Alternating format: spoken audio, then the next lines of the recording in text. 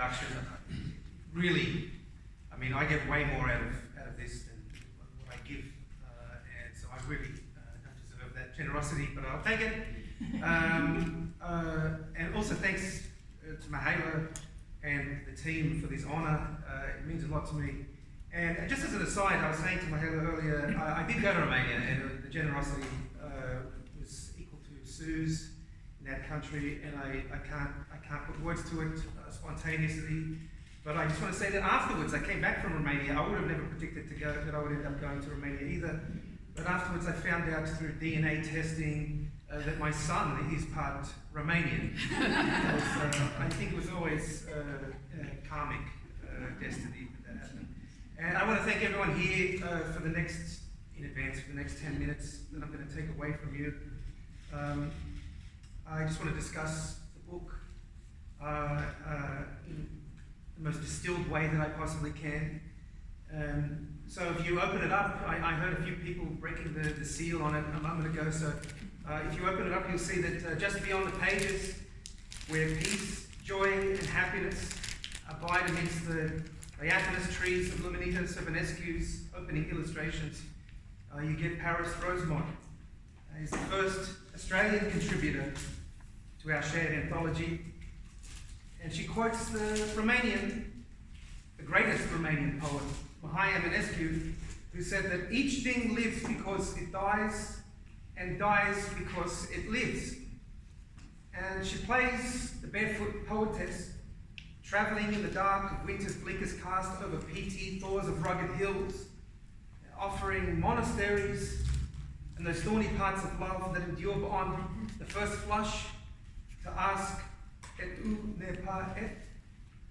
It's French. And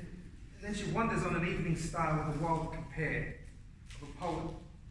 And Jane Downing then takes centre stage, and she's ready for that second childhood in the seventh age, and summons a dependent clause of off-season Santas with all their paltry pomp and their buckled brass, aping apple-cheeked life in their downtime before this final season's curtain call, and their bitter ashes falling from cindered summers in a fall of light,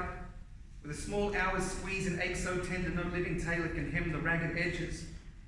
And the evening star winked,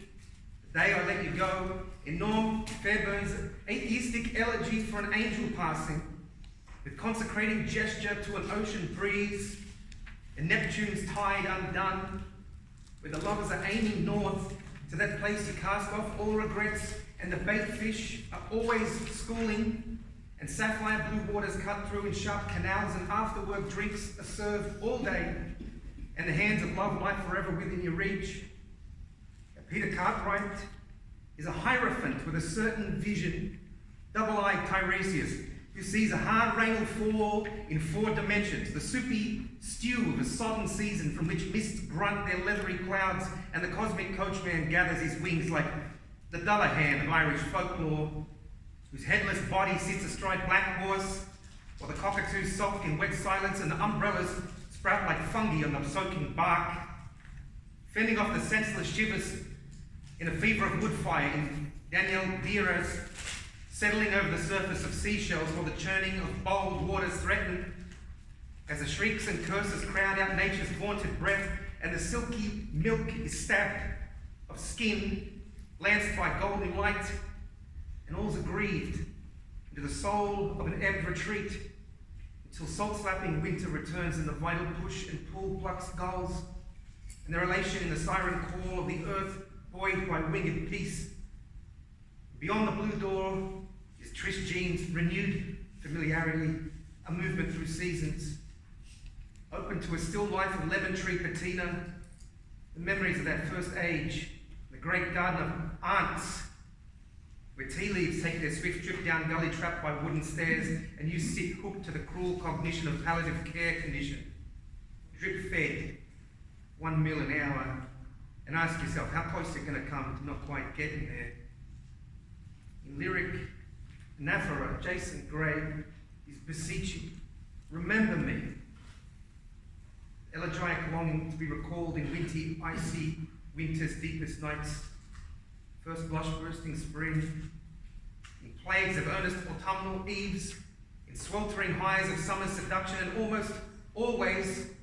in the rain that seeps beneath the lilting leaves that tears-filled affirmations of the tenderest time gather together. And then Roger's dreaming, meanwhile, in rented rooms, upon an unmade bed for C.A. Broadrib, is granting high hopes of starry immortality in that long, cold winter of a fry cook's discontent. His bit heartbreak in a local theatre group performance is a seed growing into wild imaginings, distant, dizzy heights, and shameless showbiz bacchanalia, rubbing shoulder to shoulder with A-list luminaries and in-crowd impresarios, sure to find a feast, that orgastic future just out of reach, and yet somehow is already receding. Like the meetings between enlightened recluses and Buddhist poetess nuns, Marie Dustman's ekphrastic odes to white foxes reclining under flowers and mists in the luminescent evening, swapping tea-house tales of anachronistic ghosts, calling from yet uncharted antipodes while we drink our jasmine tea by geraniums in an easy elegance of summer evenings, Zen haikus, sending smoke signals at break of day, calling up an asynchronous bird song rhythm to cool a slow-burned land in neocolossus, lightning strike of smokestack verse, stunned into dread awareness of an existential evil that's radiating from a hazy sphere of fire in the sky, and arid eyes are cracking with dusty tears, and dead summer dogs deaf to days, lost in translation while the moon is howling dark dreams. In perpetual reproach to virgin bud, opening to affirm today I'm spring, and Alona Kruger's blossoming, seasonal, metamorphic metenemies, an alliterative array of compare, whirling zephyr-like through the sensual innocence from form to fluttering, form like the butterfly whose movement in the air is evoking incantations of elicit gods, and clocks announced with compass points summer's full flower and autumn's changeling honey with leaf, and winter's pooling slump of drooping shoulders, the uncomfortable truths of Anna Radovich, and moving from day to doleful day, constant in their unknowable inconsistency, looking for homilies in all the wrong places, and turning time to time in a clockwise whirly-gig of unattended testament, the cud of eternal return that goes spiraling down towards some overwhelming question, or else stood mute and mindless like a flock of lambs mewling over persistent centrifugal ages. In the summer of 73, Robin Young rides three to a seat on a bus to ballad of mountain boys, bent double by beach bags and giggling sighs of girlish blooms spilling out of the sandy waves and passing bikini mannequins in their shop front display. Stretched along the beach in impromptu choreography of oil-slick limbs under soak, sunned skies, and the seabirds suspended in the endless blue. There's a promise of spring to be sprung in Francis Bechtel in the Here and Now's Augustus Supple's genealogy of colonial romantic Gothic myth, conjured to adumbrate the unmarried nature of a woman in her prime, unmanned, untethered, unbothered as she peers with this dark fringe toward her schooner of ale in a dimly dappled bar, and her soul is glowing bright in a nomadic syntax of unanchored, hemispheric, pole-vaulting self-contentedness. Carol Amos is proffering some memories of spring in England, of Mac and Carol. These two paperwork expat detectives on the trail of these unpaid accounts across from Hyde Park and Grosvenor House. They're on the lookout for a furnished flat with a fireplace lease and a pastoral picture of gambling lambs leaping in the spring-flowered fields,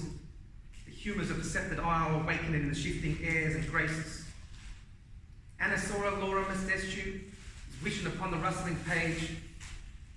those flames that float between the lines to come alive in a spring of feelings, the sanctuary of escape, this midsummer dream of purpling poppies and mirrored inquisition spread across the silver surface of enchanting waters, a cosmogonic eclipse, the thrumming petals of a dragonfly's wings trembling like a first kiss, stolen like a whisper on the wind, or a story that's not yours to tell of budgie smuggling, maybe, where Iona Petrescu provides the tall tale of these two star-crossed refugees, secreting cargo of two distinct intimacies, both of which burst from their concealment in a flurry of birth and death and freedom, all commingling in a constellation of coincidence and a fury of feathers scattered in the fateful winds on family folklore passed down by septuagenarian storytellers to anyone in earshot. A dream distant lands so vivid they transport Victoria Cartwright to a pungent sound of winter. It's that estuary in the Salish Sea whose snow-rimmed cliffs ring with a sudden storm of battering sprays and shivering chill, as shakes and stamps a tempest round a cabin warmed with fiery eyes and tender touches upon a body aching. All its heart to be smoothed by embrace, enveloped in arms so lifelike no fading dream can explain the electric touch that lingers on the skin. And Bill Collis comes to winter's end. He's alone this time. It's that place where the shadowy figurations appear in a flash of lightning, like a memory of some terrible deed, beckoning you back to the hollow of her pale neck, and the luminous blue blazing in her eyes, sensual, solemn lips, a ghost, waist deep in accusing waters, coming for you asleep like a screen door banging in the bitter wind as the sunrise breaks pink and gold, and you hear your own breathing in a sudden alarm of wakefulness, paled by some premonition of ill ends to come. Passing at the proverbial ships in the night to Marina Robin's sisters, two siblings divided by 3 years of age, and that inscrutable law of nature that pushes people 9,000 miles apart to become like separate worlds whose conjunctions cast long occluding darkness and no warmth, till so much time has passed, new constellations begin to appear,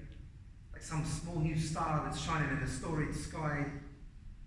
where eagles watch and sit.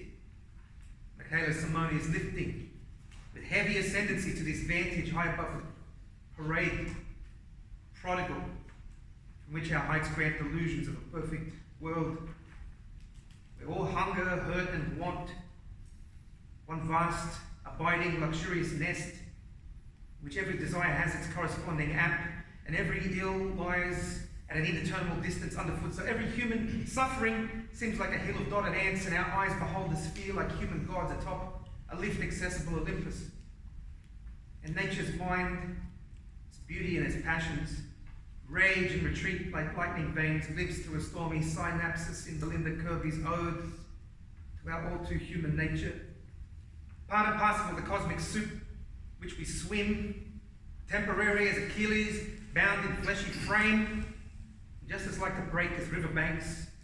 when our vital waters overflow, our brutal natures give way to our great and abiding mother. Before ships come, Mihaela Cristescu's prophesying of fate.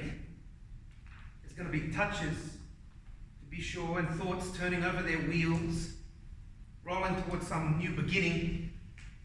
despite the rain is falling, and their epics of old whose zeal might lead to wandering for lost treasures, time out of mind, wild in dread desire for new discovery, like some distant bell ringing in your ear, aching in the quintessential heart, turning, rolling, yearning for a pure and perfect path to love's new promised land. And if these songs and stories give you this melancholy air, dear readers, do not despair. If in these words you hear some faint figure Shakespeare called Death's second self, that heap of upturned ash that's thrown on youth and joy, a mound of doleful clay which seals up all in rest. Just remember how the bard concludes, this sorrow thou perceivest makes thy love more strong, to love more well, which thou must leave ere long. To quote, in other words, the Romanian poet, each thing lives because it dies, and dies because it lives. This is true in life as it is in art, or we'd have no need for the later part. As it stands, our need is more than can be said in words, but from time to time, as these our authors show, it's in the attempt, that's all.